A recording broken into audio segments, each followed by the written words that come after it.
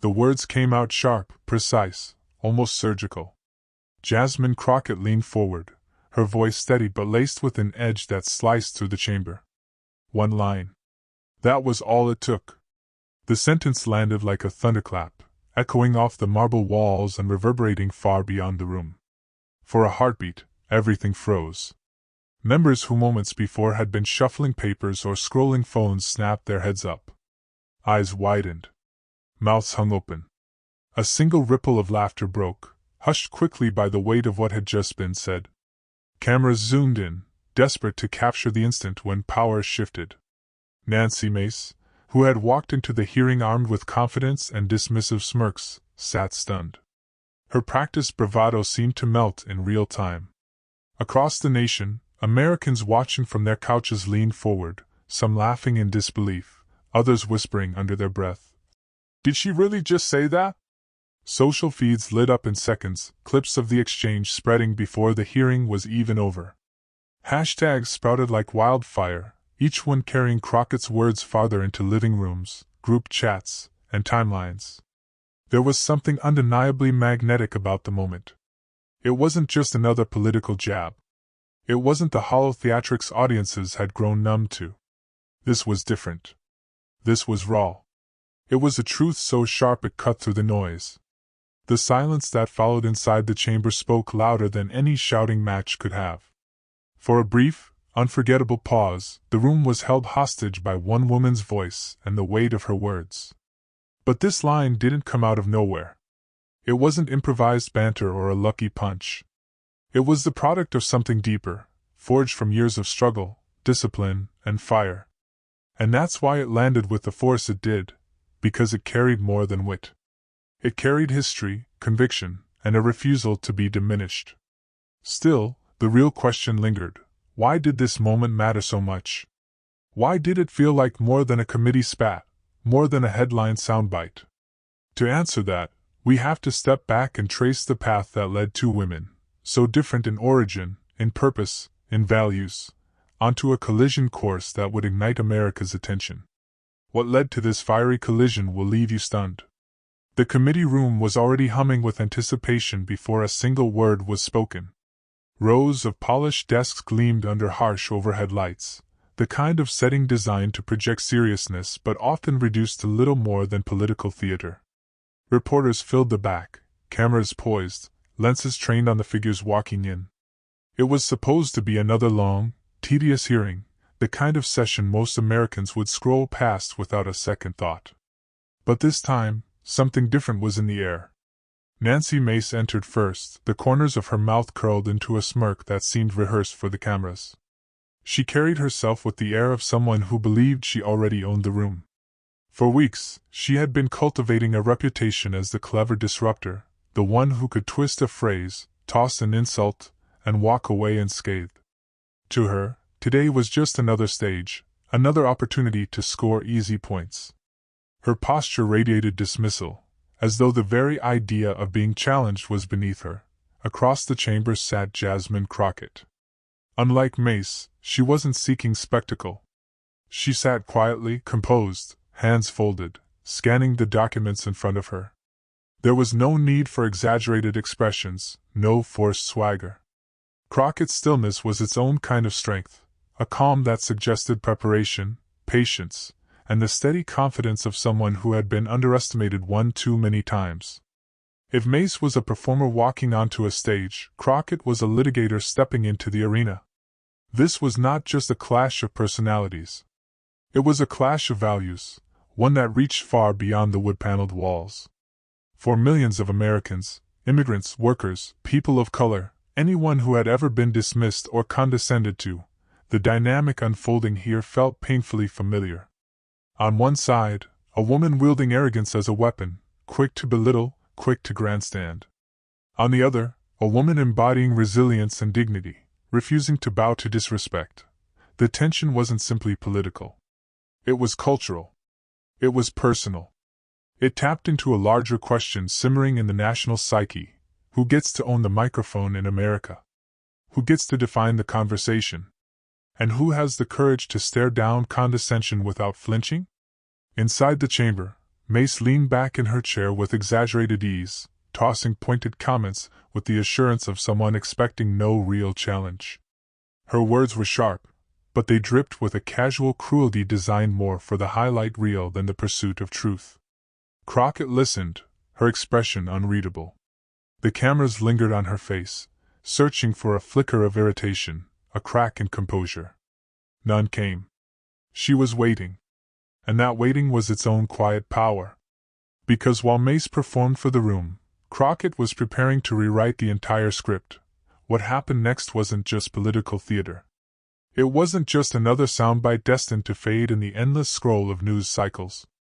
No, what unfolded inside that chamber would ripple far beyond Washington, far beyond partisan lines, and into the broader question of what it means to hold your ground in the face of arrogance.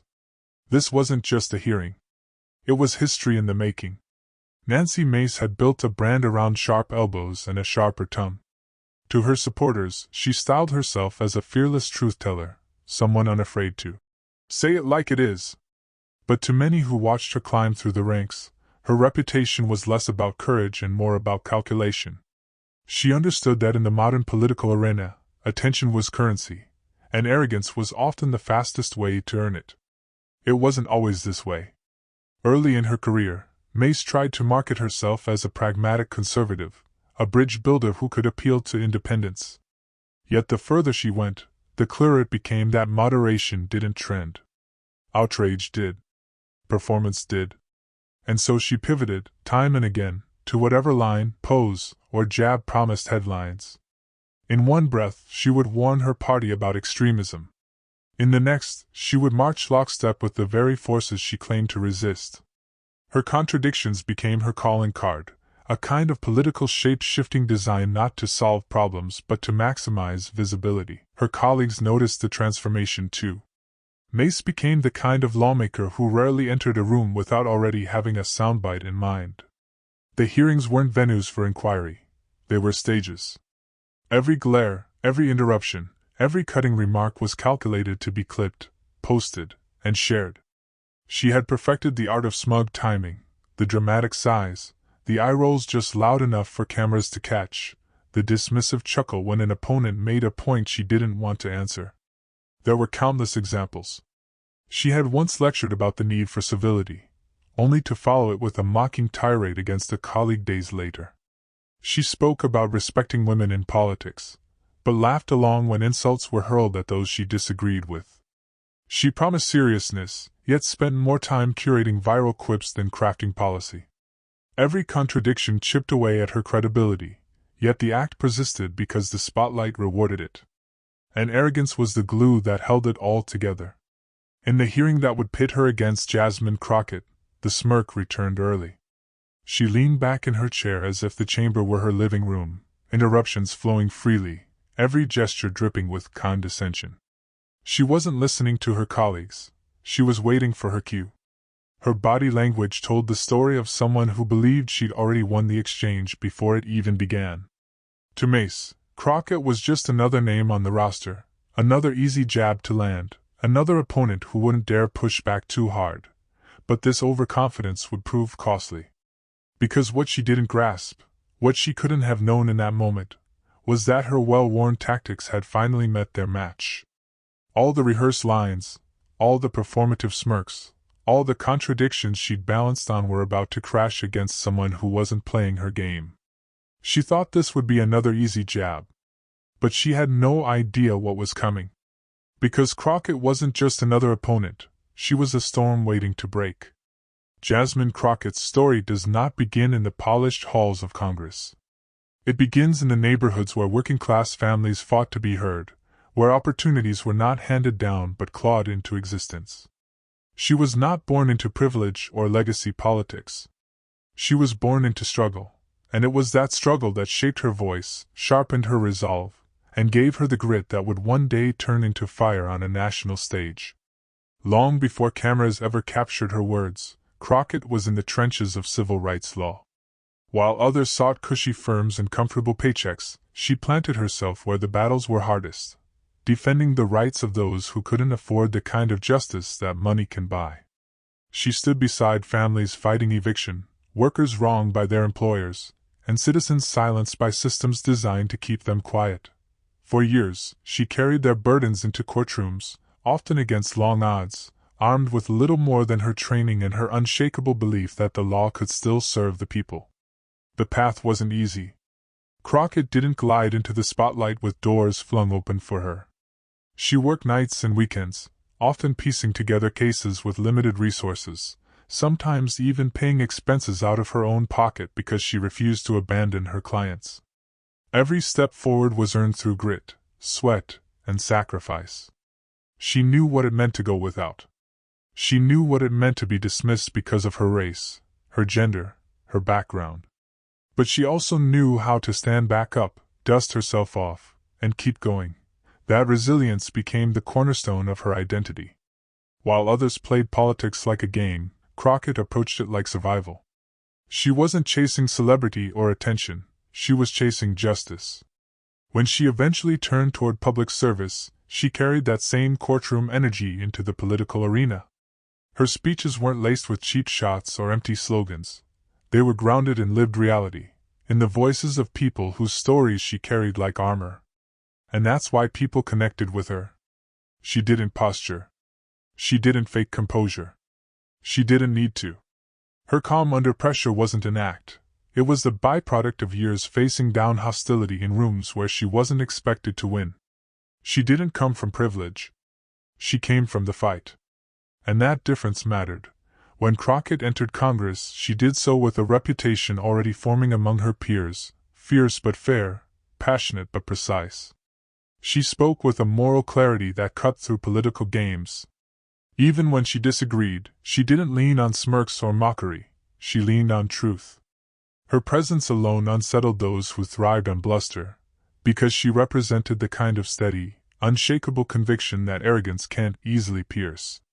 Yet beneath that calm exterior was a fire that never went out.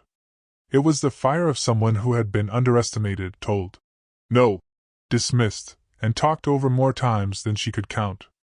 Each of those moments built the steel in her spine. Each of those encounters trained her not just to survive confrontation but to turn it into her strength. So when Nancy Mace strutted into the committee room with her smirks and interruptions, Crockett wasn't rattled. She had seen worse. She had stared down louder bullies, faced sharper insults, and still walked away standing. To her, Mace wasn't a mountain, she was just another obstacle. Another test of composure. Another performance waiting to be unmasked. And it was that history, those years of fire-forged battles, that gave Crockett her power. Because when the moment came, when arrogance collided head-on with resilience, Crockett didn't need theatrics. She didn't need to raise her voice or wave her hands. She only needed one line. One sentence sharpened by years of standing up for dignity, justice, and truth. And in this moment, those years of fire-forged battles would rise in one devastating line. The chamber had settled into that electric kind of tension where everyone sensed something was about to snap. The rows of desks gleamed under the white lights, polished to a shine that only made the expressions of the lawmakers seated behind them look harsher, more exposed. The cameras were locked in place, their red recording lights glowing like watchful eyes.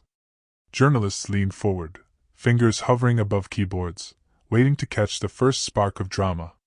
It wasn't just another committee session anymore. It felt like an arena. Nancy Mace wasted no time taking control of the performance. She leaned back in her chair, tilting her head just enough to signal disdain before anyone else had spoken. When she spoke, her tone was syrupy with sarcasm, words drawn out as though she were explaining something obvious to a child. She lobbed her digs with practiced ease, peppering the discussion with interruptions and side comments meant to throw her opponents off balance. Each time someone tried to push back, she leaned into her microphone, cutting them short with a sharp retort. She was playing to the cameras, not to the people in the room. Her smirks became punctuation marks. When a colleague raised a serious point, she answered with a laugh. When statistics were laid out, she brushed them aside with a dismissive shake of her head. It was the same act Mace had run before, the same swagger that had carried her through hearings where no one dared match her energy. To the casual observer, it might have looked like confidence. But to those who had seen her playbook, It was arrogance, plain and simple. Across from her, Jasmine Crockett did not mirror the performance. She sat steady, shoulders squared, her pen resting calmly in her hand. Her eyes tracked the discussion, sharp and unflinching, but her body never gave away agitation. Every time Mace tried to bait her, every time a dig was tossed her way, Crockett's response was silence, a silence that carried weight. Where Mace filled the chamber with noise, Crockett countered with presence. It was a contrast impossible to ignore. The villain spinning her words into weapons, the hero sitting still as stone, letting the theatrics exhaust themselves. The chamber itself seemed to notice the difference. Members shifted in their seats, some exchanging glances, as though wondering how long Crockett's patience could hold, and outside the room, America was watching. Clips streamed live on phones and laptops, audiences scattered across the country sharing the moment in real time. Some viewers rolled their eyes at Mace's smug interruptions.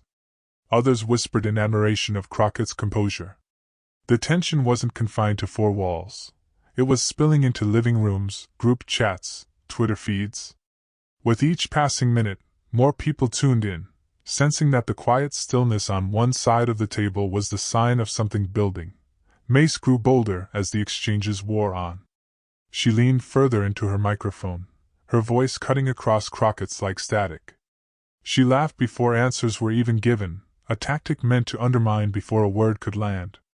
Each interruption layered on top of the last until the rhythm of the session felt more like a heckling match than a hearing. And still, Crockett held steady. Her expression unchanging, her tone even, her focus unbroken. That calm was its own weapon. With every smug line Mace delivered, Crockett's composure grew more noticeable. The contrast between arrogance and dignity sharpened with each passing moment. And the audience, inside the chamber and beyond it, was caught between irritation at the constant interruptions and anticipation of how long Crockett would allow it to continue, because history has a rhythm, and everyone in the room could feel it. Something was building. The chamber seemed to lean forward collectively, waiting for the silence to give way, for the poised stillness to ignite into something unforgettable. Then came the sentence that no one in the room would forget. The barrage of interruptions, the dismissive laughs, the cutting remarks. Nancy Mace thought she was still in control. She leaned back in her chair, lips curled into the familiar half-smile she wore whenever she believed she'd cornered her opponent. Her voice dripped with sarcasm as she delivered yet another dig, punctuating it with an annoying glance toward the cameras. To her, this was all theater. Another show.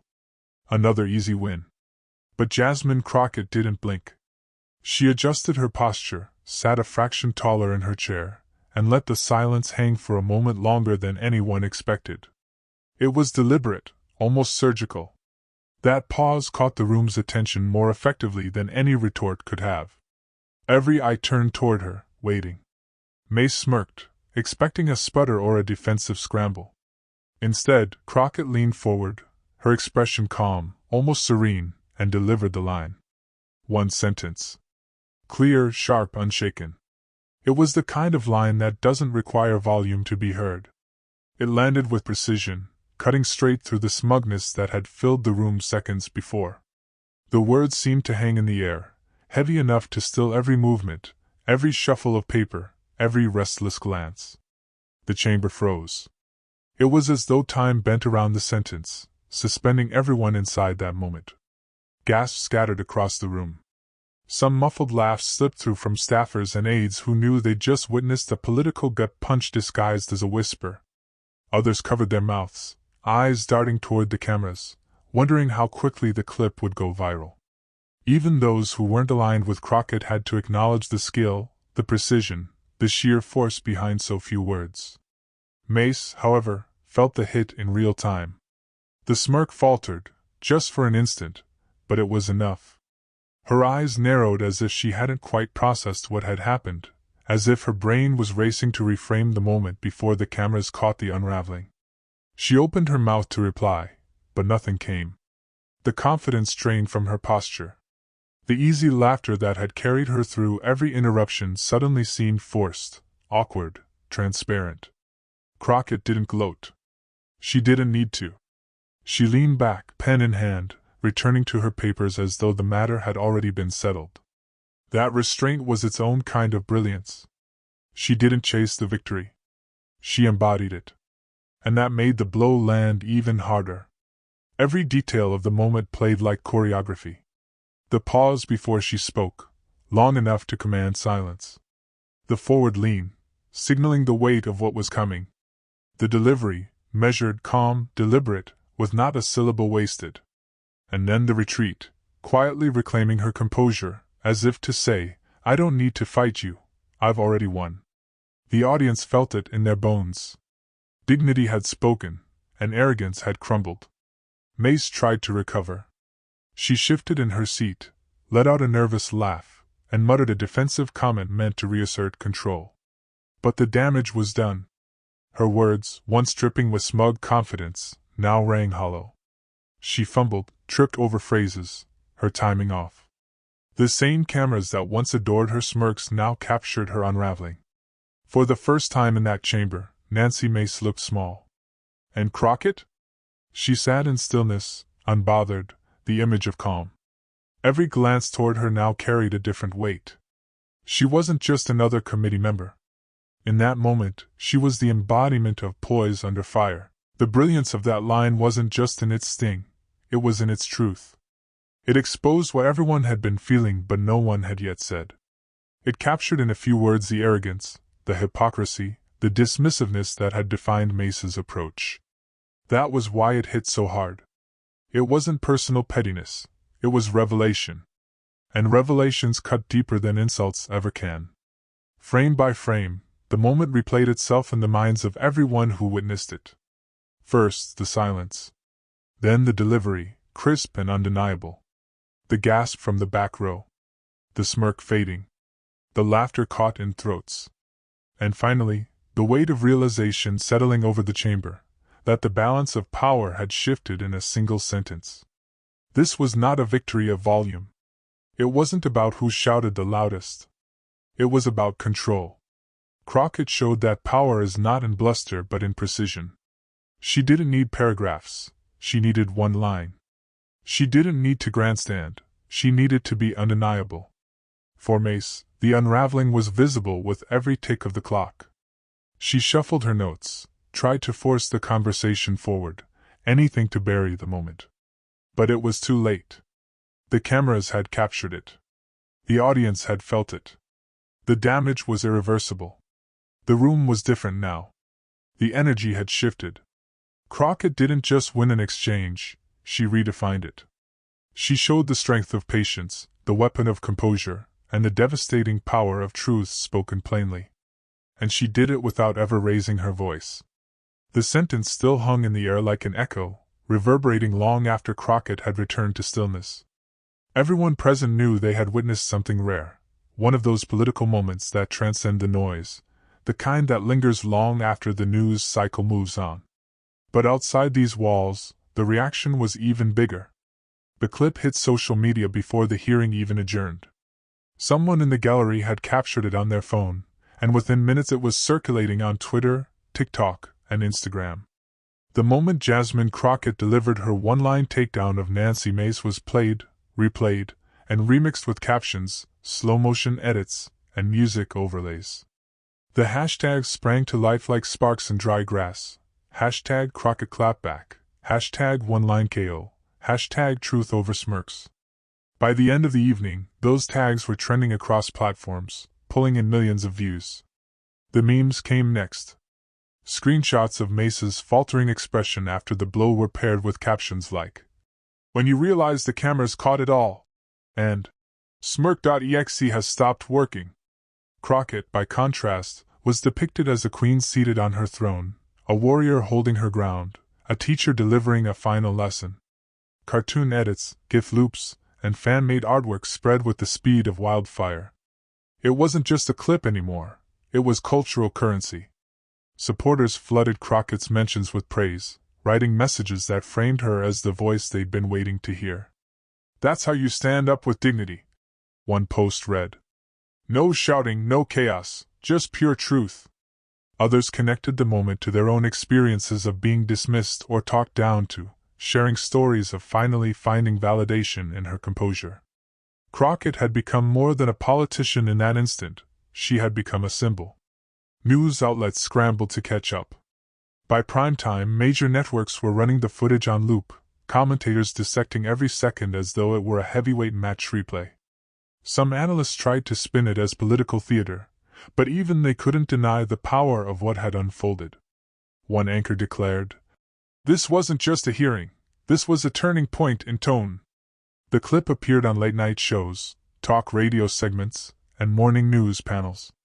Everywhere the conversation went, Crockett's name rose higher. Celebrities and influencers added fuel. Actors, musicians, and athletes tweeted their approval, with one Grammy-winning artist writing, "Jasmine Crockett just said what all of us have been waiting to say." TikTok creators built skits around the moment, reenacting the line with exaggerated gestures, while Instagram influencers used it as a metaphor for empowerment in their own fields. What had begun as a congressional exchange now pulsed through popular culture, amplified by voices far beyond Washington.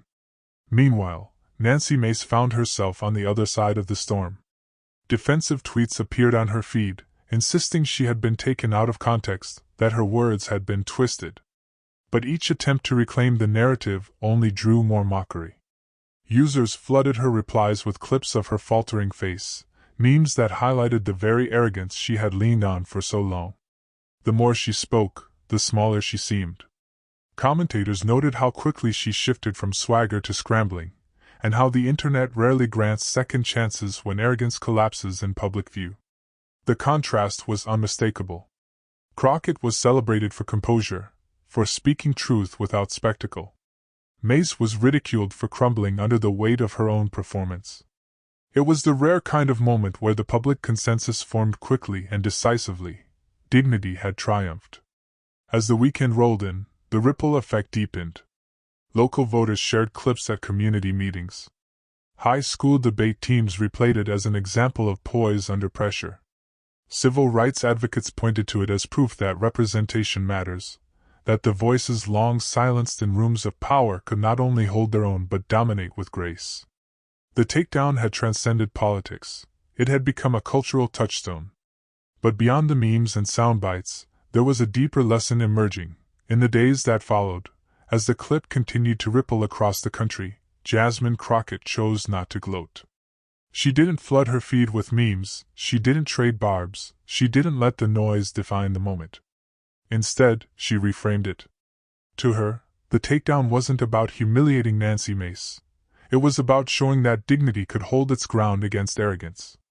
When she spoke publicly afterward, Crockett's message was simple yet powerful. She reminded audiences that truth will always outlast theater. "I didn't need to shout," she explained in one interview. "I just needed to stand in my truth." That sentiment resonated with millions who had grown tired of the constant showmanship in politics, the endless cycle of sound bites that left people feeling more cynical than inspired. Crockett had shown that you don't have to play the game of mockery to win. You can win by refusing to sink to its level. Her words turned the moment into something larger than herself. It became a story not just of one exchange in a committee hearing, but of a principle, that justice will always outshine hypocrisy, that integrity will always cut deeper than insults. For people who had watched politicians grandstand for years, Crockett's calm precision felt like a revelation. She reminded them that strength doesn't always roar, it can whisper and still be undeniable, and that's why the moment mattered. It wasn't only about Nancy Mace. It wasn't only about a single line that went viral. It was about reminding people of what politics can look like when rooted in fairness, when conducted with respect, when leaders stand tall even in the face of disrespect. For those who have felt dismissed, silenced, or unseen, Crockett's composure became validation. Your dignity is your weapon, your patience is your shield. Audiences carried that message with them. Teachers shared the clip with their students as an example of poise under pressure. Parents used it to remind their kids that bullies only win when you stoop to their level. Advocates pointed to it as proof that fighting for justice doesn't always require shouting. It requires clarity, conviction, and courage. Crockett herself distilled it best. This wasn't just about a one-liner. It was about a reminder, that America still listens when courage speaks. Those words struck a deeper chord than the takedown itself. Because in a time when many feel politics has become nothing more than noise, she reminded the country that truth, spoken plainly and with dignity, still has the power to cut through. That reminder became the moral heartbeat of the entire saga. And so the story closed not on a mic drop, not on a viral hashtag, but on a lesson that in the long run, arrogance will always fade, but dignity endures. Truth will always outlast spectacle. Justice will always rise above hypocrisy. And every person watching, whether in the chamber, on their phone, or in their living room, was left with the same conviction: when dignity speaks, America listens. One line, one moment, one takedown America will never forget. That's what Jasmine Crockett delivered, not with fury, not with theatrics, but with the kind of calm precision that exposes arrogance for what it truly is: fragile. In a chamber built on noise and performance, she reminded the country that dignity still has the power to silence a room. What we witnessed was bigger than politics. It was bigger than two people trading jabs. It was a reflection of something every American has faced at some point: the choice between meeting arrogance with anger or meeting it with composure. Crockett chose composure, and in doing so, she showed us all what strength really looks like. Her one line wasn't just a clap back. It was a statement that truth will always outlast theater, that respect will always outshine disrespect, that courage still matters in a world hungry for distraction. And now, that choice is ours too. Because moments like this are not just stories to watch, they're sparks to carry. They remind us that when we stand tall, when we refuse to be diminished, when we speak with clarity even in the face of mockery, we are part of something bigger. So if this moment spoke to you, if you saw yourself in Crockett's calm, if you felt validated in her strength, if you believe dignity must always triumph over arrogance, then don't let it stop here. Subscribe. Share this story. Add your voice to the movement for truth, courage, and dignity. Because one line can echo across a nation. And together, millions of voices can turn that echo into change.